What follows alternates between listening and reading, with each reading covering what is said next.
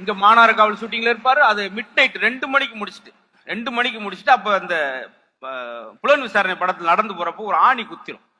அந்த ரத்தத்தோட ஷூட்டிங் நின்றா 7 லட்சம் ரூபாய் லாஸ் ஆயிரும் சொல்லி கட்டு போட்டு மறுபடியும் பைட் சீன் அடிச்சார்.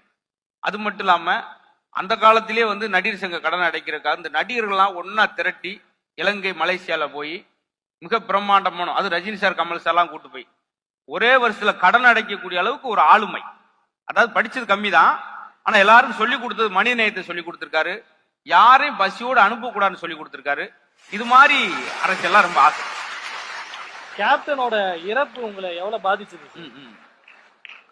கேப்டனோட இறப்பு எவ்வளவு பாதிச்சிருக்குன்னா, என்னுடைய டிபி இது வரைக்கும் அவருடையதுதான்.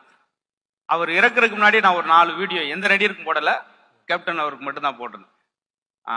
காரணம் அவருடைய அந்த ஹம்பிளான விஷயமா இருக்கட்டும், நிறைய பாசிட்டிவான விஷயம். மக்கள் யாருமே எதிர்த்து, இப்ப வடிவேல் சார் திட்டிருக்காருன்னா கூட திருப்பி அவரை பத்தி அவர் நடிக்க வைங்கன்னு தான் சொன்னார். அந்த மாதிரி எல்லாம் பெரிய பெரிய ஜாம்பான் கூட செய்ய முடியாது. இன்னா செய்தாரே ஒருத்தல் வாழும் எம்ஜிஆராக நம்ம எல்லாம் தெரிஞ்சுக்கிறோம். பெரிய பெரிய வெளிநாட்டுல பாருங்க, சாக்ரடிஸ பாருங்க, எடிசனை பாருங்கலாம் சொல்ல தேவையில்லை. நம்ம ஊர்ல கேப்டனை பாருங்க, அதை பார்த்து கத்துக்கிட்டாலும் நிறைய விஷயம்.